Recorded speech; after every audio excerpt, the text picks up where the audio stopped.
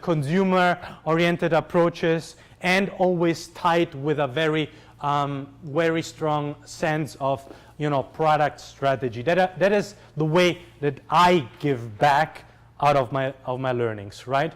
So, and this is actually, something that is the biggest purpose, what motivates me to do what I'm doing, right? Because we don't do technology for technology. After the first company, regardless if you fail or you don't fail, you keep on going if you are a bold entrepreneur, right?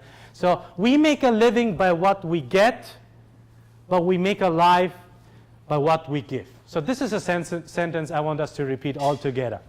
We make a living by what we get, but we make a life by what we give. So you in 15 years, in 10 years, in 5 years, being in a situation of sharing your lessons learned. I think this is also what's unique here in Silicon Valley, which is not very common elsewhere. Actually, I've experienced exactly the opposite in many other countries, that the people are closed, they keep the things for them, right? That's what makes, this vibe in Silicon Valley being so unique. Sharing your lessons learned so that you basically can plug into what others have been doing, right? And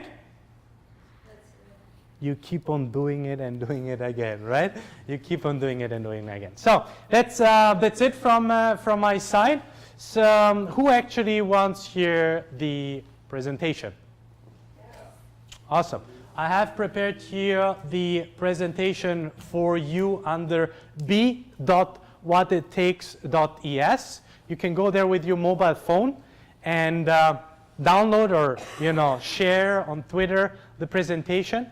And yeah, at the end, I'm more than happy to do some pictures with you, and I think Q&A, questions. Yeah.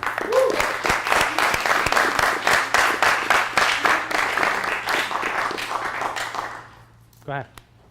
Can you go a little more into detail on how you got the influencers? Sorry, what? Like how you got the early influencers for Swag?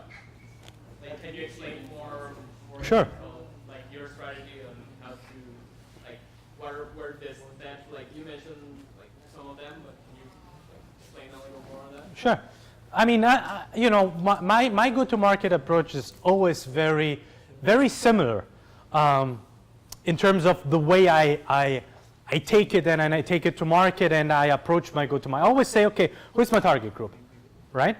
And what I mean with that is I try to segment a lot. And I have a couple of blog posts about segmentation, Many people, especially at the beginning, say, I am the app for everything, right? No, guys, you are not the app for everything, right? Because everything doesn't mean anything at all, right? Try to be at the beginning in order for you to facilitate and make it easy to enter a market. Say, hey, Tommaso, I have an app just for nail studios in San Mateo. It's fucking very clear. Because what's your go-to-market approach? You knock on doors in San Mateo nail studios, right? So the simpler the more you can focus it, right, the better it is. Like for Swag, what I was saying is, okay, kids 8 to 18 that are on Instagram, Vine, and mainly 70% to 80% must be girls. So what are they looking at? Well, this was my, my initial thought. And I started looking on channels. So where are they? What kind of apps are they using, right? And Instagram and Vine was huge, right? And then I went to a couple of profiles where I saw, younger singers or younger whatever entertainer or sports. I focused on 3 verticals: sports, entertainment. You see, I focused sports, entertainment, and music, right? And then I just, pinged them.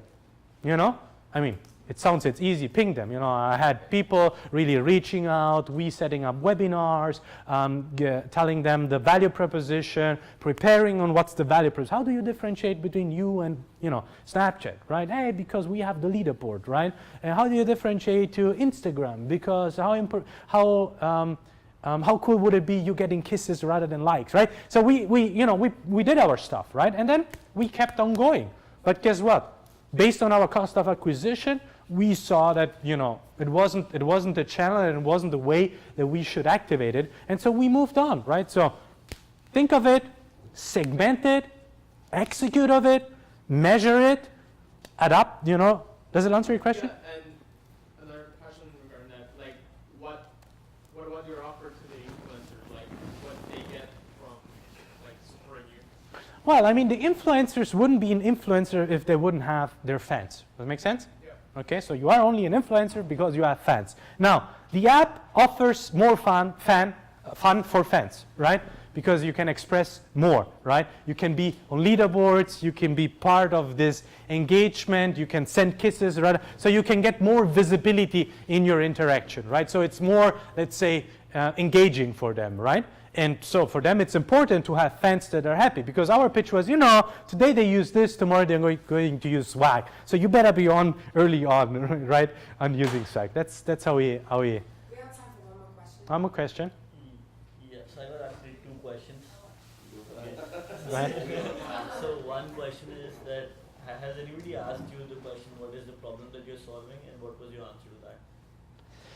Well, in consumer business, you are actually not really, you know, I don't answer with, we are solving a problem. I say we make it fun for somebody, right? And fun means a lot. Fun is experience, right? And I explained to you what is experience. But if you want me to answer, let's say, the technical business, traditional, what is the problem, right? I say, well, the kids are suffering offline, and when they go online, they get, you know, totally limited by expressing the emotions, and that's what we are solving as a problem. But you see, right? It's not really the problem that we are solving. It's more a fun experience that takes them beyond traditional engagement. That's what we are doing. Does that make sense? Yeah. Okay. Definitely.